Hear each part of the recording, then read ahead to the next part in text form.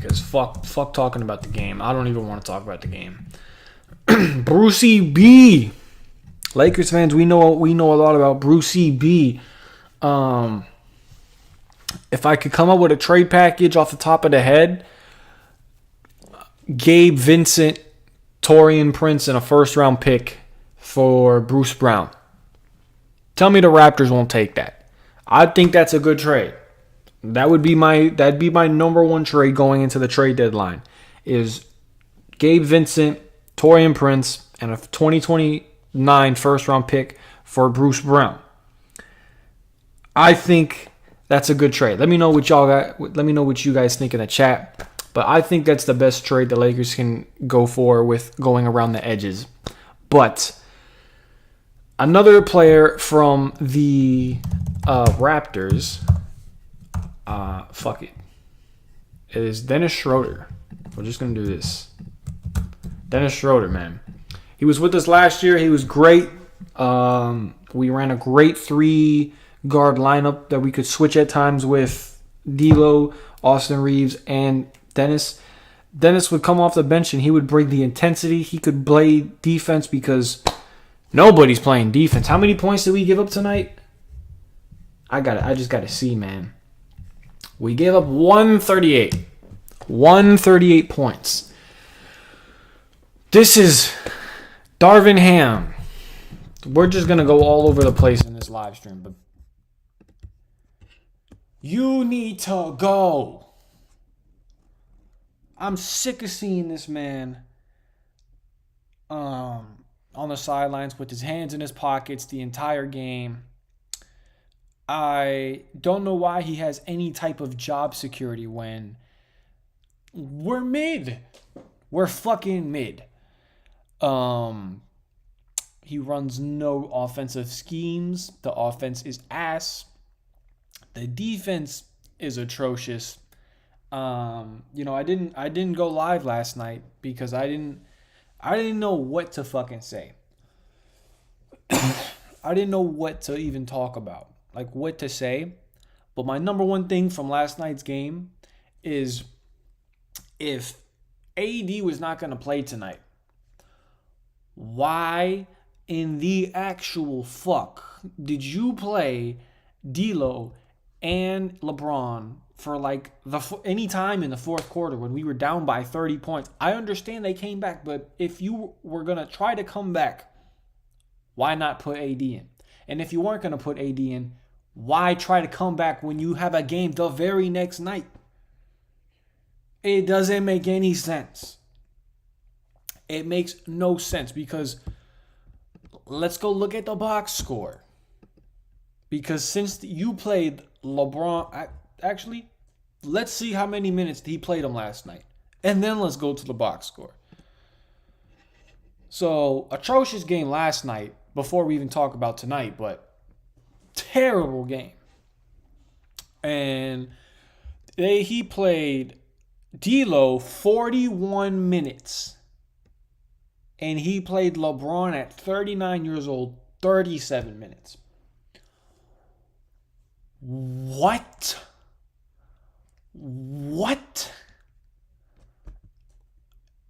And the same problem that they did last night happened tonight. They couldn't shoot for shit. They shot 61% last night, and they probably shot worse tonight. Because time in and time out, they were trying to come back into this game. They cut the lead to 12-9, and we go to the free throw line, and they can't make anything.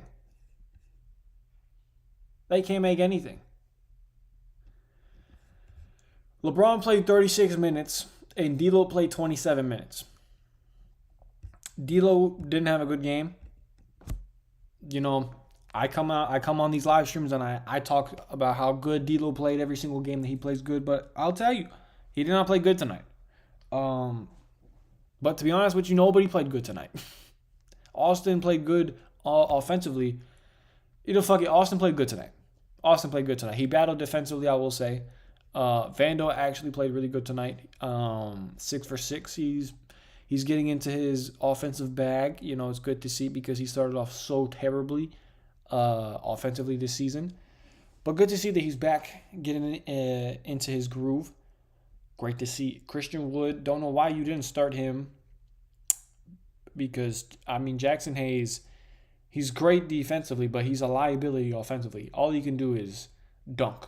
He's not shooting the ball 3 feet, anywhere 3 feet away from the rim.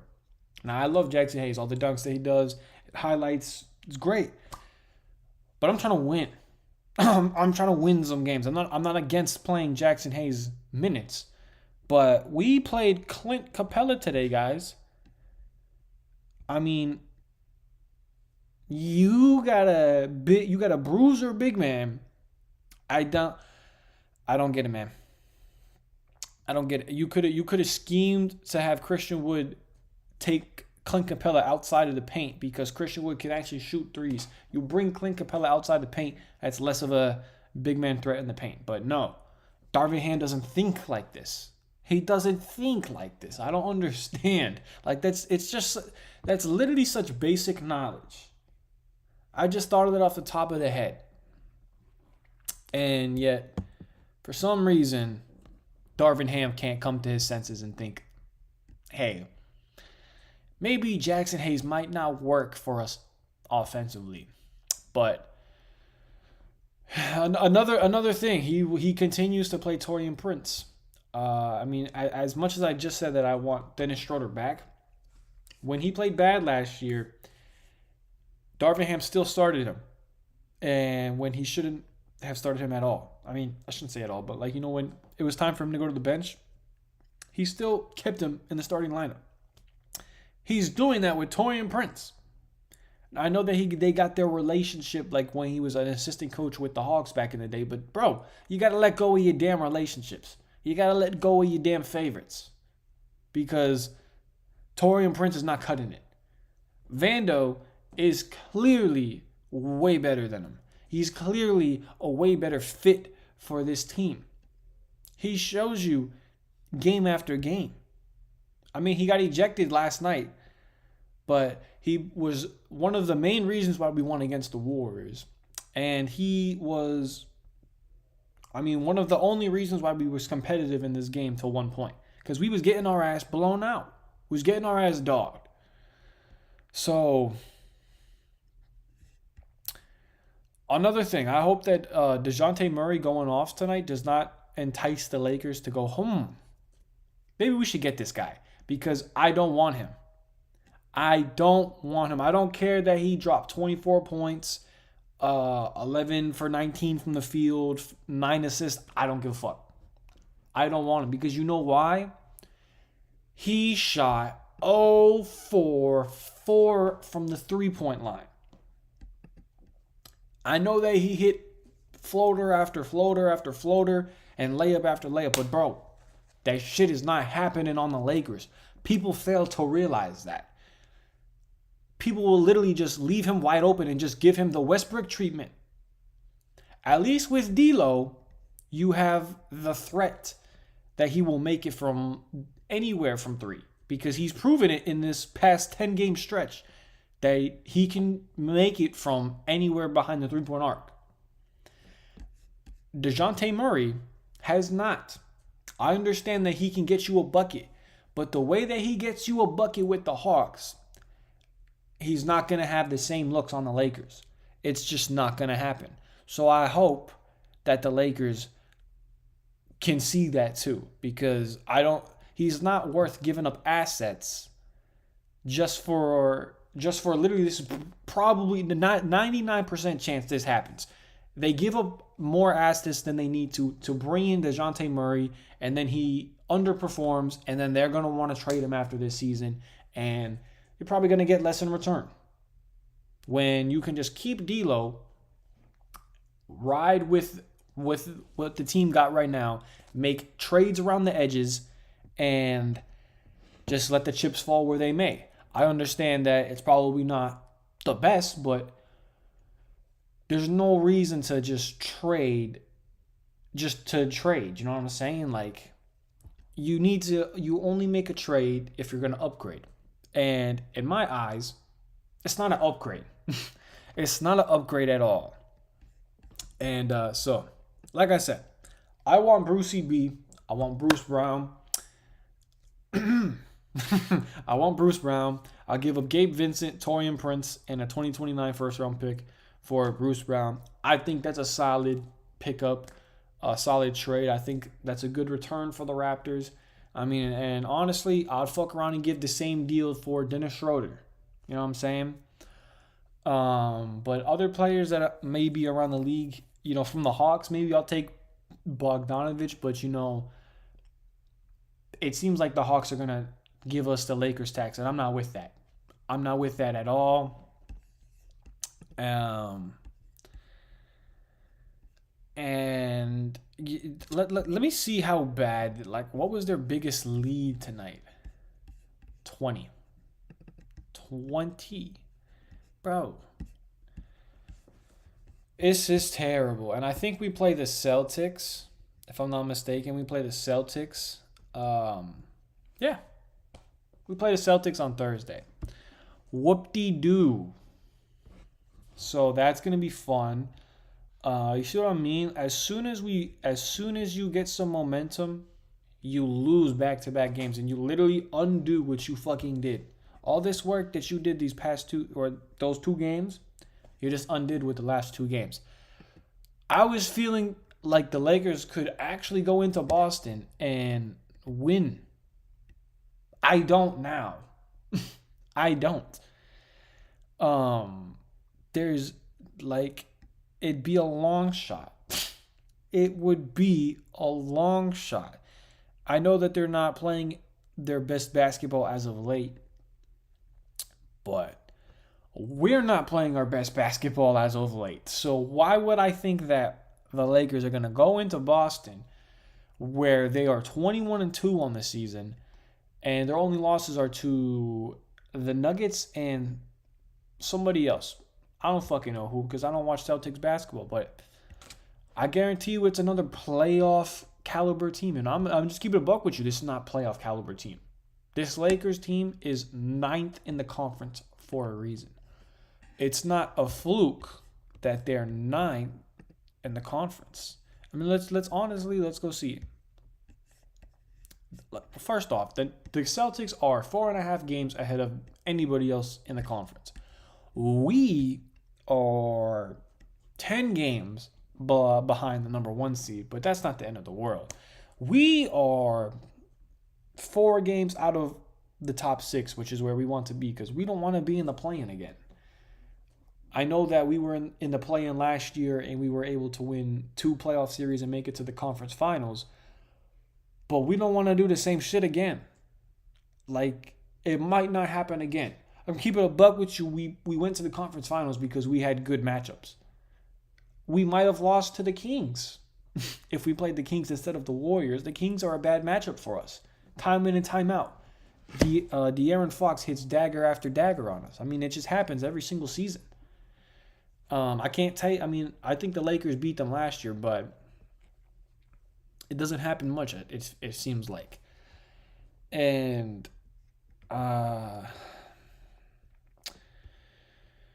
what a way this season is going, man. They won the in-season tournament. Things was looking up, and now they're just playing the worst stretch of basketball that you could think of. I mean, just L's across the board, and it's just bad, all bad.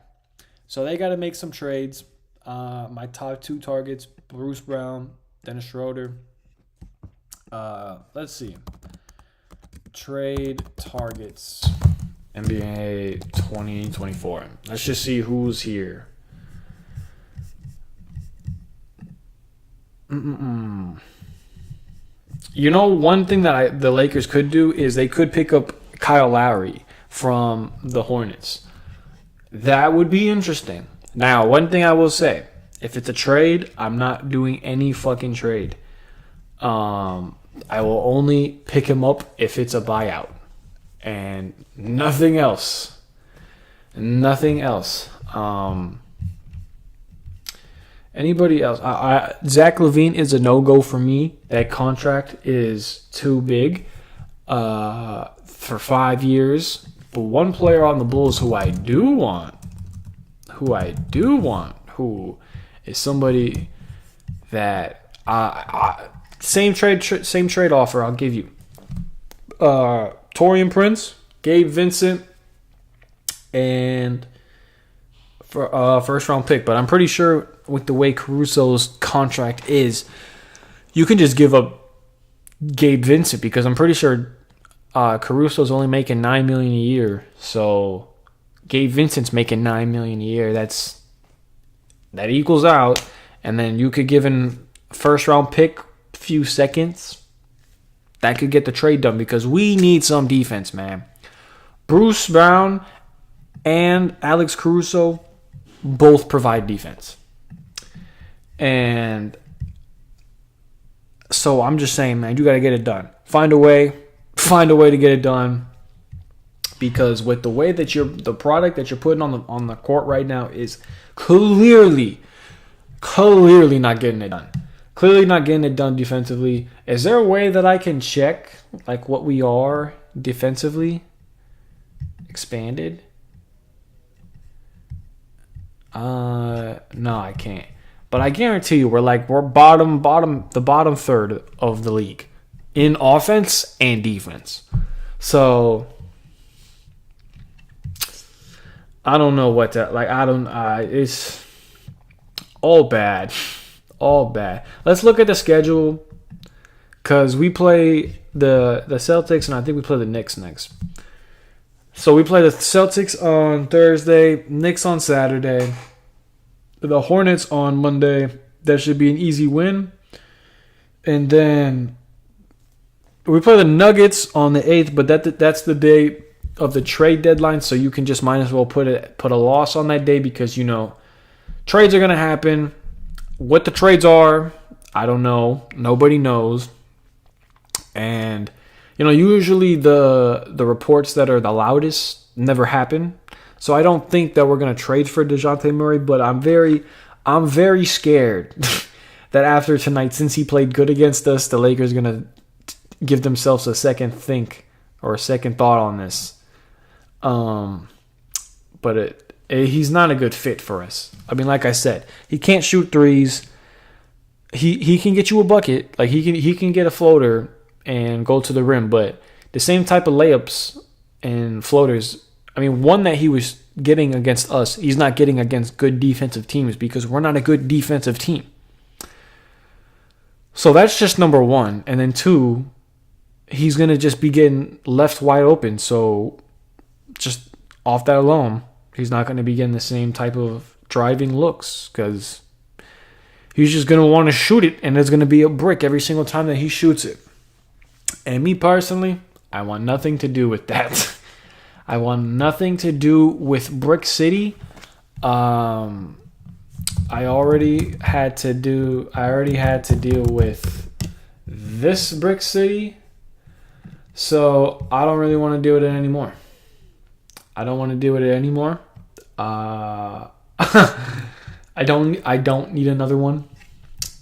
So I'm gonna pass. On that one.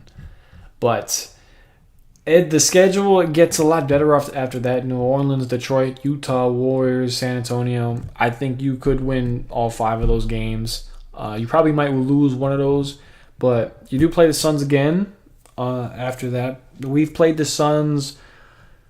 We played the Suns well the first 3 games, and then when we played them when they were fully healthy, when the big 3 played, then we got our ass smacked. So hopefully we don't have a repeat of that. But when we go to March, the schedule gets super tough because, I mean, you just got to start off on March 2nd. The Nuggets, the Thunder, the Kings, the Bucks, the Timberwolves, the Kings, the Warriors. And saying the Warriors is the lightest team is crazy. The Hawks, who we just lost to, the Sixers, who got the MVP probably of this year, the Pacers, the Bucks again, the Grizzlies. The Grizzlies are probably a good matchup, but you see, there's literally like 2 or 3 non-playoff teams that we play 4 with Brooklyn in the month of March. That's a tough stretch. That's a tough stretch, and With the way that the Lakers team is built right now, they are gonna fold on this stretch. They are not gonna win many games. So again, nobody knows what the trades are gonna be. I've seen reports that the Lakers are still likely to trade D'Lo, even though he's on a hot stretch, which makes no sense to me. Because again, he's the point guard we've been looking for. He's the best fit for us. There's no reason to trade him. There's no player out there that is a better fit for us. So again, I don't know what you're thinking, but the player that I would probably trade, if there's somebody else out there, that worst case scenario, we need to give up more assets. I'll give up Rui, because he has been inconsistent, and when I say he is inconsistent, his role has been inconsistent from Coach Ham. So I won't be mad if we trade him, and he's the best player that we can trade that will get the most in return. Because I don't want to trade D'Lo, and Ruby's contract is not hard to trade and not easy to trade, but it's like in the middle. He's making $17 million a year. If you want to get a good player, you can use Rui as a salary filler to get that player in return. Now, that good player, hopefully is not a star player, because I don't want Zach LaVine. I think there's another star that I'm just not thinking of, but I don't want any star. I don't want a third star. We've seen how that model works out. It doesn't work out well. So, what a fucking... I'm truly in a loss for words. I want to see, what was our record? We were like 14-9. 14-9, and then L's all the way down to fucking 17-19, and down to 24-25. This is bad, chat. This is bad. I don't even. This is. Oh yeah. Terrible. Let's look at the box score one last time.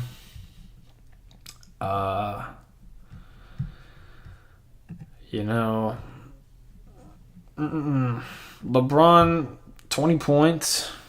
Not that good. I understand. I mean, I'm not going to give him flack, and I'm not going to give D'Lo much flack, because Darvin Ham wanted to play them 41 for D'Lo and 37 minutes for LeBron. You're going to be exhausted in playing the next night, especially if you're trying to exhaust all your energy trying to come back in a game where you're down by a lot of points.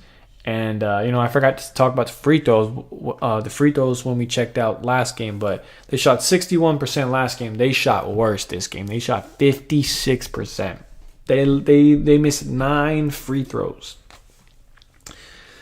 Killer. It is my number one pet peeve that the Lakers miss free throws, especially when they're losing in a game and trying to come back, because that's how you lose games. Miss free throws. They come back and help you lose, man. Gotta make free throws. Can't be missing. But anybody on the Hawks that we want to talk about? Your Capella went off because we don't have AD. I mean, nothing to say there. We let this dude. I'm not even gonna pronounce his name. Let me try. Onyeke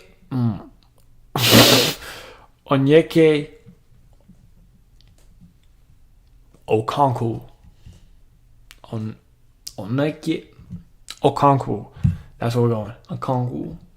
So they let him go off in 26 minutes off the bench, and again, that can't happen. You can't be letting him go off. They kept running the same set every single time. They would have Bojan Bogdanovic have the ball, and they would have him come off a screen and then catch the ball if it was on the left side or the right side, and they would either have him shoot it or drive it. I'm talking about they did that every single time. And the Lakers didn't pick it up at all. They didn't think, hey, we should probably run a switch every time that he goes around the screen. Didn't come to their senses at all, apparently. But, hey, my goodness, man. Everybody in the starting lineup for the Hawks was in everybody in the Hawks was double digits. And we got to bring out the calculator, man. 18 points, 19 points, 13 points, 26 points, 24 points. The starting lineup put up 100 points alone. The starting lineup for the Hawks put up 100 points of the 138 points. Dude, giving up 138 points is crazy in regulation. Now let's go see how many this starting lineup for our team had, huh? 28 points from Reeves, 9 from D'Lo, 6 from Hayes, 20 from LeBron. Yeah, we're not winning if LeBron's scoring 20 with no AD. 70 points.